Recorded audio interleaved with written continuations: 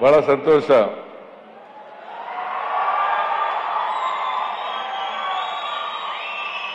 ಮಂಡ್ಯ ಜಿಲ್ಲೆ ಕೃಷಿ ಪ್ರಧಾನವಾದಂತ ಜಿಲ್ಲೆ.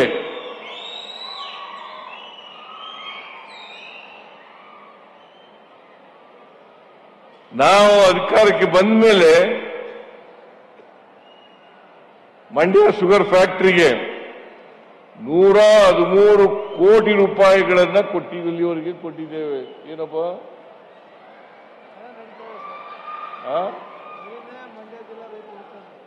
113 ಕೋಟಿ ರೂಪಾಯಿಗಳನ್ನ ಕೊಟ್ಟಿದ್ದೇವೆ. ನಾನು ಬಂದ ತಕ್ಷಣನೇ 50 ಕೋಟಿ ರೂಪಾಯಿಗಳನ್ನ ಕೊಟ್ಟೆ. ಆಮೇಲೆ 52 ಕೋಟಿ ರೂಪಾಯಿಗಳನ್ನ ವಿದ್ಯುತ್ ಶಕ್ತಿ ಬಾಕಿ ಬಿಲ್ಗಳನ್ನ ಮನ್ನಾ ಮಾಡಿದೆ.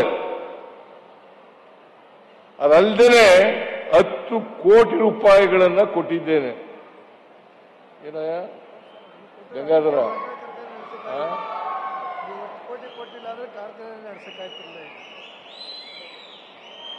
ಆದ್ರೆ ಪ್ರತಿ ವರ್ಷನೂ ಕೊಡ್ತೀನಿ ಅಂತೇಳಿ ಇಟ್ಕೋಬಾರದು. ಮಂಡ್ಯ ಶುಗರ್ ಫ್ಯಾಕ್ಟರಿ ಮುಚ್ಚಕ್ಕೆ ಸಾಧ್ಯ ಇಲ್ಲ. ಆದರೆ ಅದು ಲಾಭದಾಯಕವಾಗಿ ಮಾಡಲಿಕ್ಕೆ ಎಲ್ಲ ಪ್ರಯತ್ನಗಳನ್ನು ಕೂಡ ಮಾಡಬೇಕು.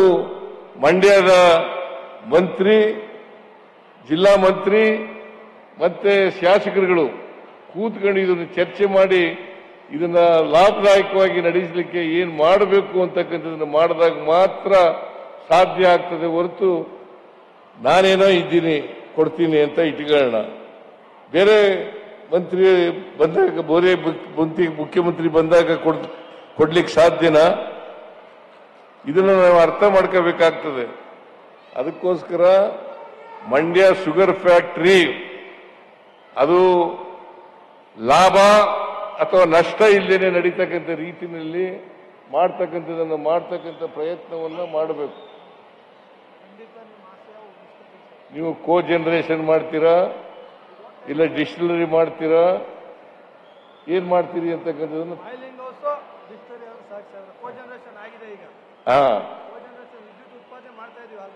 ಮಾಡ್ತಾ ಇದ್ದೀರಾ? ಮತ್ತೆ ಡಿಸ್ಟಿಲರಿ ಮಾಡಿಲ್ಲ.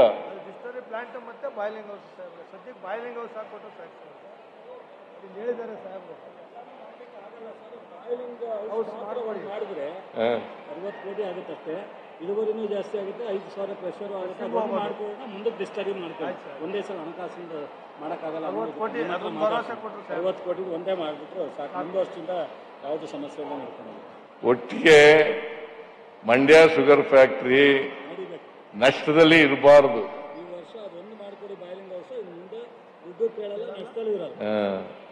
ಬಾಯ್ಲಿಂಗ್ ಹೌಸ್ ಒಂದು ಮಾಡಿಕೊಟ್ಬಿಡಿ, ಇನ್ಮೇಲೆ ನಷ್ಟದಲ್ಲಿ ಇರಲ್ಲ ಅಂತ ಹೇಳಿದ್ದಾರೆ. ಅದರಿಂದ ಬಾಯ್ಲಿಂಗ್ ಹೌಸ್ ಅನ್ನ ಮಾಡ್ಕೊಳ್ಳೋಣ.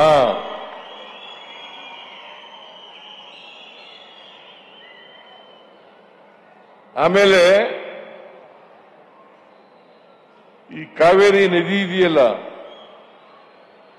ಇದರ ಡಿಸ್ಪ್ಯೂಟ್ ಇಲ್ಲ. ಈಗ ತಮಿಳುನಾಡಿಗೆ 177.25 TMC ನೀರನ್ನು ಕೊಡಬೇಕು ಅಂತೇಳಿ ತೀರ್ಮಾನ ಆಗ್ಬಿಟ್ಟಿದೆ. 177.25 TMC ನೀರನ್ನು ಕೊಡಬೇಕು ಅಂತ ತೀರ್ಮಾನ ಆಗಿದೆ.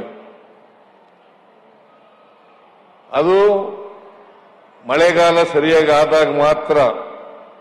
ಒಂದು ವೇಳೆ ಮಳೆಗಾಲ ಆಗಲಿಲ್ಲ ಅಂತಂದ್ರೆ ಡಿಸ್ಟ್ರೆಸ್ ಫಾರ್ಮುಲಾ ಜಾರಿಗೆ ಬರ್ತದೆ. ಆ ಡಿಸ್ಟ್ರೆಸ್ ಫಾರ್ಮುಲಾ ಇದೆಯಲ್ಲ, ಅದರ ಪ್ರಕಾರ ನೀರನ್ನು ಹಂಚಿಕೆ ಮಾಡ್ಕೊಳ್ತಕ್ಕಂಥ ಕೆಲಸವನ್ನ ಮಾಡಬೇಕು.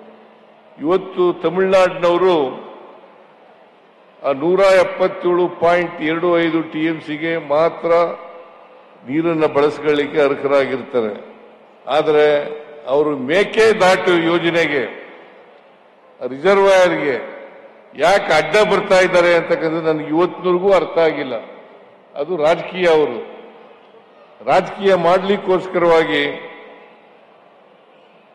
ಮೇಕೆದಾಟು ಮಾಡಬಾರದು ರಿಸರ್ವಾಯರ್ನ ಅಂತೇಳಿ, ಅದು ಬ್ಯಾಲೆನ್ಸಿಂಗ್ ರಿಸರ್ವಾಯರ್. ಮತ್ತೆ ನಮ್ಮ ಜಾಗದಲ್ಲಿ ಕಟ್ಟತಕ್ಕಂಥದ್ದು ಅದನ್ನ ನಾವು ಅವರು 177.25 TMC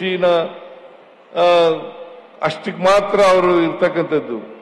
ನಾವು ಉಳಿಕೆ ನೀರು ಈಗ ಇಲ್ಲಿವರೆಗೆ 98 TMC ನೀರು ಕೊಡಬೇಕಾಗಿತ್ತು. ಆದರೆ ಇವತ್ತಿನವರೆಗೆ 221 TMC ನೀರು ಹೊಟ್ಟೋಗಿದೆ. ಅಂದ್ರೆ ಎಷ್ಟು ನೀರು ಕೊಡಬೇಕಾಗಿತ್ತೋ ಅದಕ್ಕಿಂತ 122 TMC ನೀರು ಹೆಚ್ಚಾಗಿ ಹೋಗಿದೆ. ಎಷ್ಟು ನೀರು ಕೊಡಬೇಕಾಗಿತ್ತು ಅಷ್ಟಕ್ಕಿಂತ 122 TMC ನೀರು ಹೋಗಿದೆ. ಅಂತಂದ್ರೆ ನಾವು ಮಳೆಗಾಲ ಚೆನ್ನಾಗಾದ್ರೆ ನಾವೇ ನೀರು ಇಟ್ಕೊಳಕ್ಕಾಗಲ್ಲ, ನೀರು ಕೊಟ್ಟೇ ಕೊಡ್ತೀವಿ.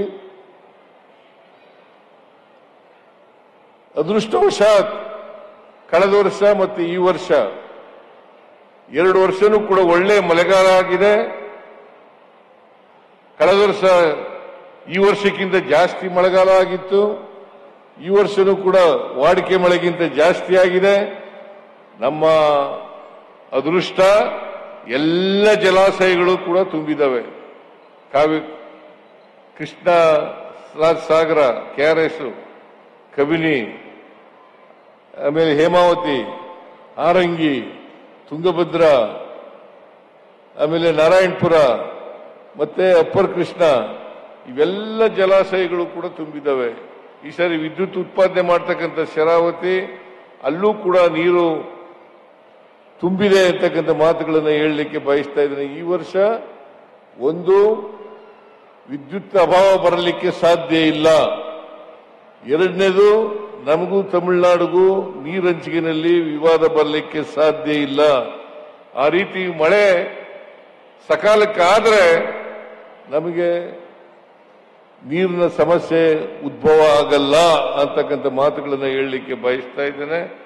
ಅದರಿಂದ ನಾನು ತಮಿಳುನಾಡಿನವರಿಗೆ ಮನವಿ ಮಾಡ್ತೇನೆ, ಕೇಂದ್ರ ಸರ್ಕಾರಕ್ಕೂ ಮನವಿ ಮಾಡ್ತೇನೆ, ಕೂಡಲೇ ಮೇಕೆದಾಟು ಯೋಜನೆಯನ್ನ ಮಾಡಲಿಕ್ಕೆ ಅವಕಾಶ ಕಲ್ಪಿಸಿಕೊಡಬೇಕು ಅಂತಕ್ಕಂಥ ಮನವಿಯನ್ನ ಮಾಡಲಿಕ್ಕೆ ಬಯಸ್ತಾ ಇದ್ದೇನೆ.